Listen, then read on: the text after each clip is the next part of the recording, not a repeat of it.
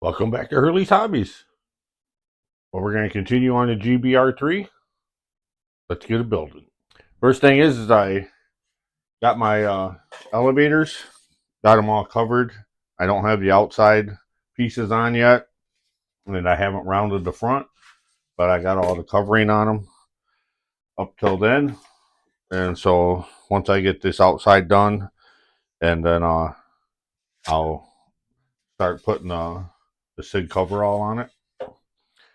And I got some of the top skin on this wing, or actually it's the bottom skin, 1/8. I got that on here up to my flap.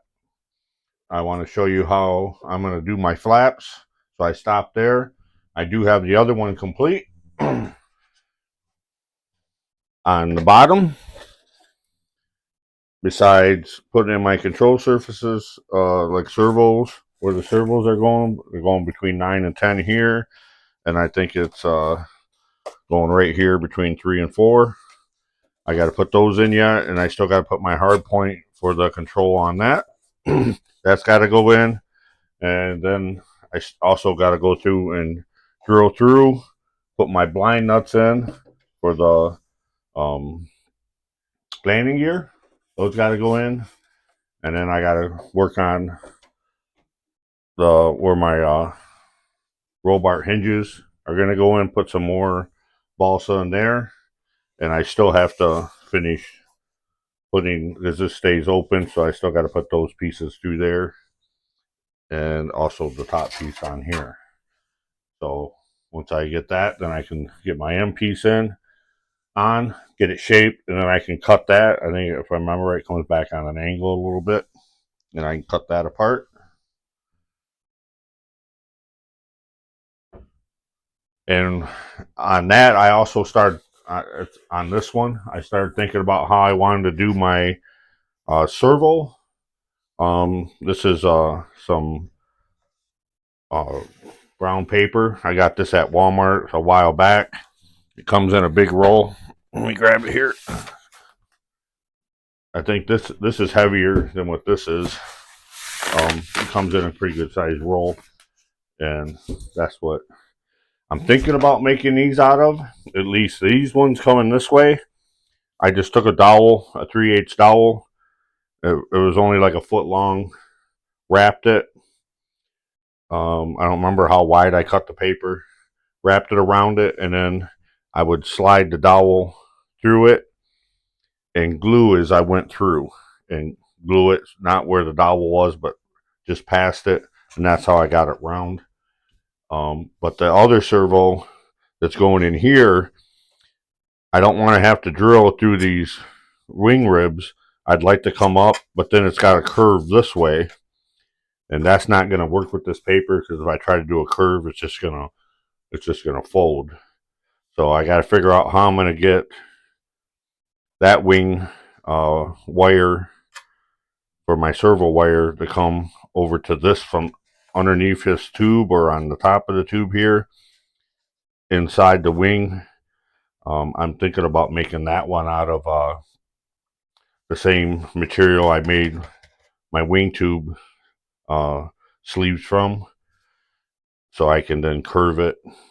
I don't know how exactly I'm going to curve it. If I'm going to try to get some 3/8 like plastic tubing, like for water lines or something, so I can then curve it and then wrap it and slide it off of it before it hardens all the way. So I got to get that done. And then so today I'm going to finish covering the bottom of this, get this bottom sheeting on back here, show you how I did my sheeting on it. And you also got to notch these wing ribs a little bit, so when this sheeting folds down, it has something to insert into, like, so we got to notch those out, and I'm going to show you how I did that, or how I do it. That's how I came up with doing it. So let's get it building. Okay, you can see where I marked this, how I marked it where I got a notch at here, down in here, even on this side and this side over here. I got to be able to notch it, but I haven't put the end point on it yet. Let me grab my skins here. The skin goes right here. You can see how it comes up, and it'll come up like that. So I want to set this to about where I think it needs to be, and I'll mark on my rib here so I know how far about I need to notch down.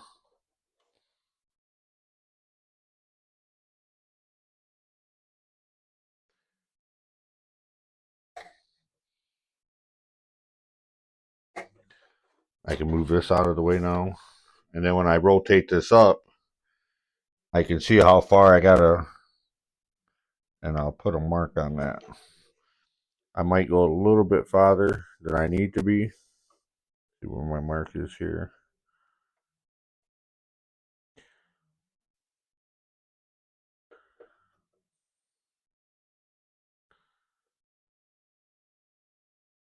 That one I looks like I already did. So from how I determined how far I wanted to make this, I had set a piece here.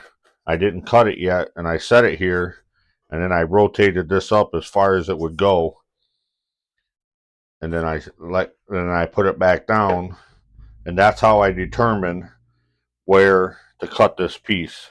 Because this piece I marked it, and I on both ends and cut it, and that's how I determined how far this sheet needed to come this way. And if I remember right, actually I don't remember. Let's grab this piece, and I'll go back to that hard point right here. I think it was like 29, yeah, 29 millimeters. So on mine, it ended up at 29 millimeters from this hard quarter by quarter, 29 millimeters back, determined where I was going to cut this to also. So that's just where both of mine ended up, just in case you want that measurement. But what I would do is lift this up to where you're comfortable with it being, and then use that as your point of ending. Now on this plans, it even says the flaps in the front is the way I take it. It says on the plans it's actually incessed more than the rest of the sheeting. So that's why if you look, it looks like this is farther down. Once you get the 1/8 inch on there, it's on not quite a 1/16 below the top sheeting on the front up here, so it's already like kicking a little bit. If you understand, it's flat and flush back here like it's supposed to be, but up here in the front of the flap, it's actually recessed about a 1/16 below the sheeting, when the sheeting is a 1/16. So it's actually below the sheeting. Let's see if I can explain here. I think you guys get what I'm saying. So it's almost like that on the front, but then it comes out level in the back. And that's the way I understood what they had on the sheeting plans. So that's what I did here. So now I need to pull my flap out of there. We'll pull this rod. I'll get the flap out, and I'll come back, and we'll start notching these ribs out.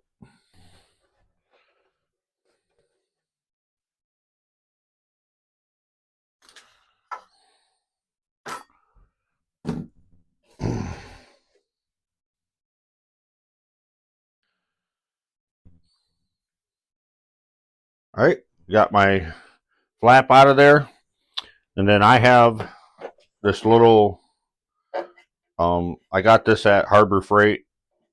It came with a box of attachments. And if I remember, it was like 30 bucks. It's smaller diameter than a regular Dremel, but the bits are the same size, and it is a variable speed. You lock it back here.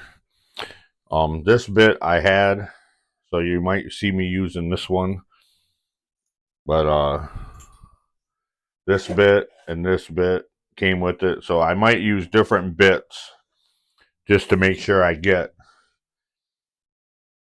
the way I want it. So I'll show you a couple of these, and then I'll finish the rest, and then I'll bring.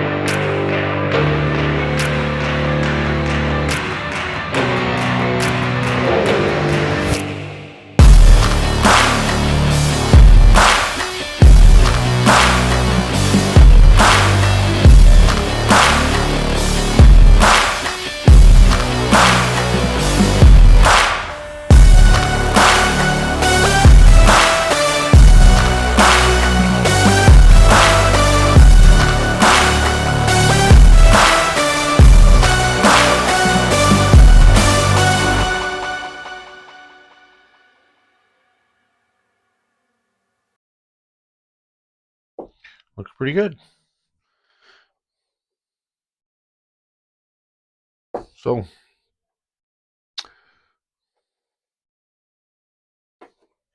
now I can glue this piece in.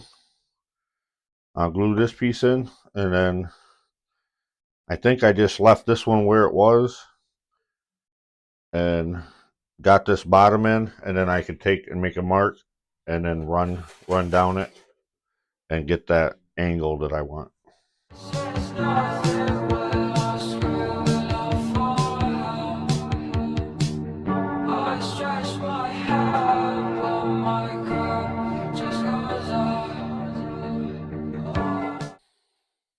Come through with my Sten CA.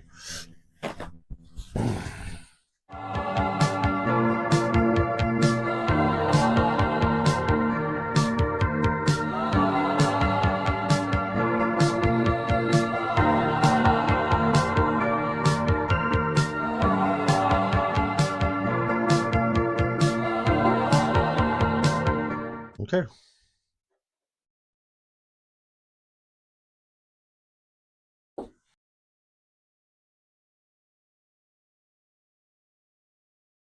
working on getting my gap, so I have it the same as the last one I did.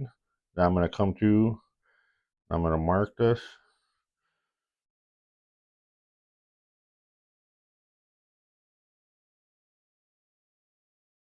So I can line it up.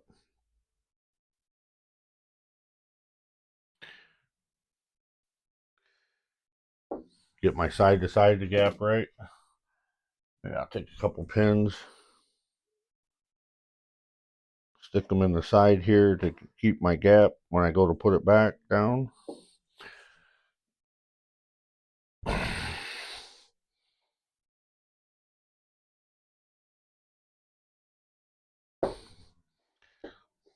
That way, when I put it down, it helps me line it up a little easier. I'm going to glue this piece in.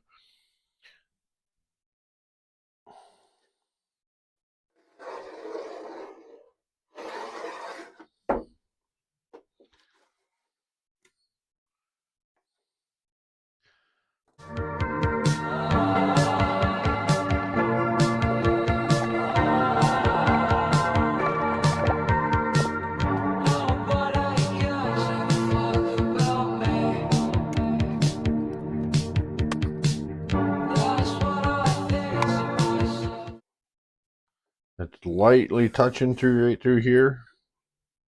So I'll come back and I'll sand the underside of that a little bit. But I mean, I can just barely hear it touching. And you gotta remember also, I gotta put that SIG coverall on here. So I'm gonna need a little bit more of a gap. I did get this side off a little bit from where I originally wanted it. But it's glued on there now, so I'll have to deal with it. So, there we go. Got that on there.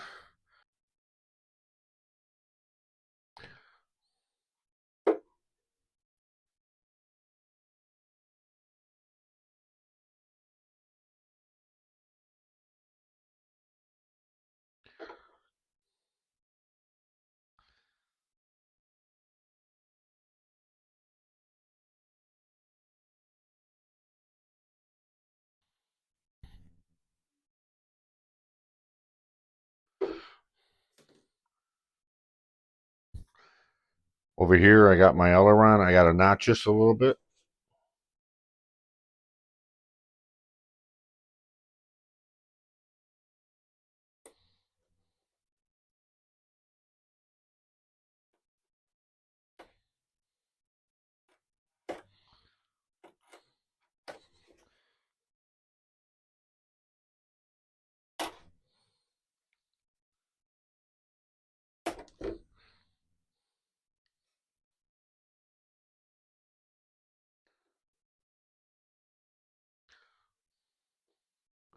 So I got that where I want it.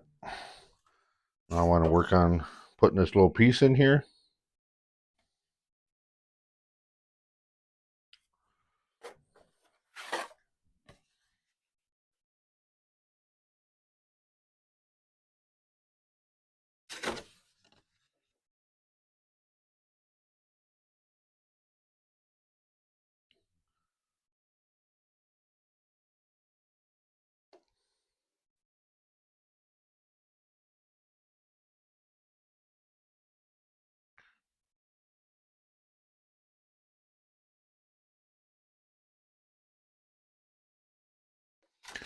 When I'm marking these, I'm just going right to the edge of the rib.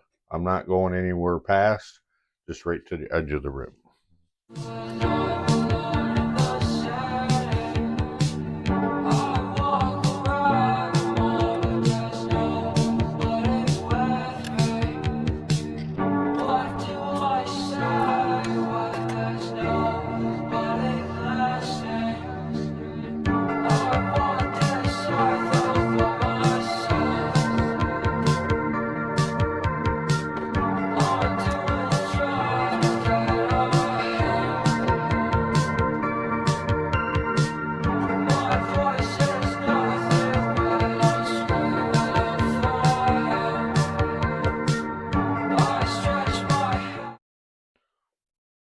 So now I'm going to pull it to the edge of the table.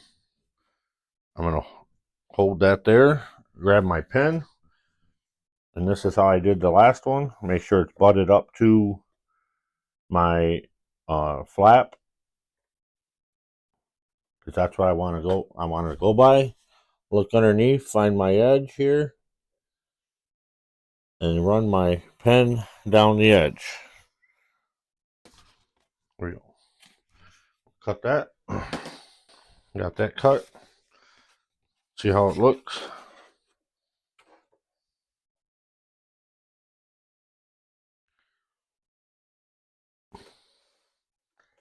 Looks pretty good. Now I want to grab my, measure my other one, how far this flap came up. So I'll grab my measurement here.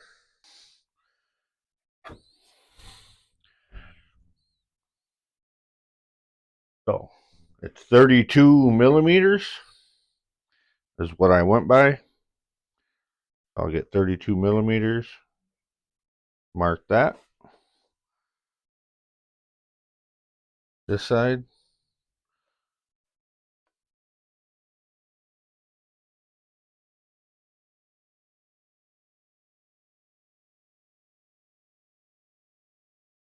I'll mark that. And what I did last time, I just held it there, took my finger, got my pen on it, made sure it was on it, and I just ran and followed that curve right up to it. Just like that.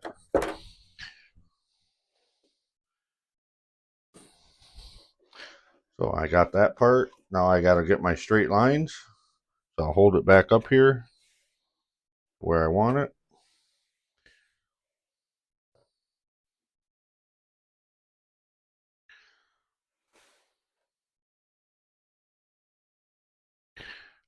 Get everything lined up here.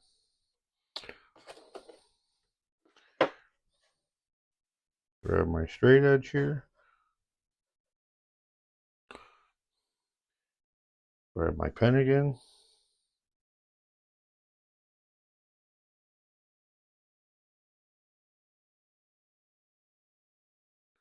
Run down that.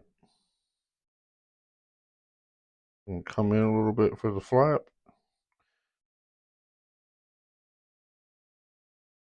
There's that side.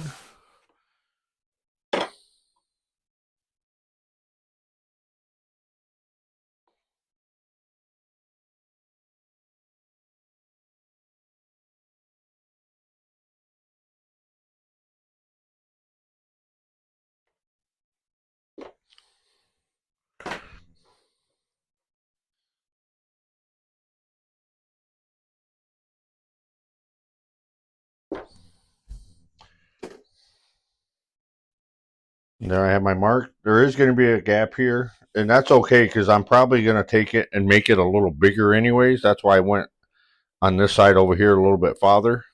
I put a little piece in there earlier because I knew, because once I got to have a gap down here on this flap, because this is going to get glued to the flap. This is going to get glued to the wing. So I can, once I figure out my gap here, I will cut this piece. But I think it might have been this one. This one might be a little bit too wide. That's going to be too big of a gap. But I can cut it to length and then cut it down to where I want it. So be really careful. Notch this out. Get it glued to our flap.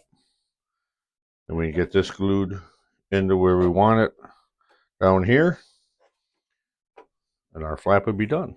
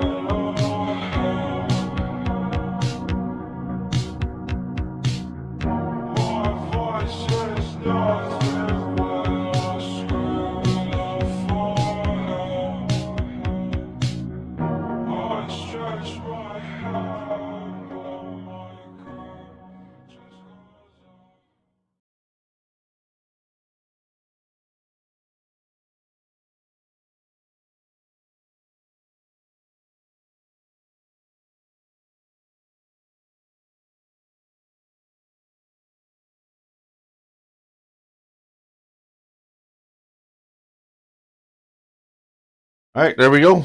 We got this flap all in. And we got this all, I got a little bit more of a gap than I would like there, but I filled it with some medium, and I'll sand it and fill it. But that's how I did it. Like I say, I got a little couple hard points to put in there where my control is going to be. I'll wait till I get the servo mounted, and then I can line up where my control is going to go and put the hard point in. And this flap does have a little bit of bow to it, so I'm going to have to get my steamer out and try to get it to flex straight. I did notice that before. I think it's this light ply that's under it that you use for stiffening it. It had a little bit of a bow in it. I think when I did the other one, I went the other way with it, and that seemed to work better. But I'll have to fix that. So hopefully, maybe you learned a little bit what to do or not to do today.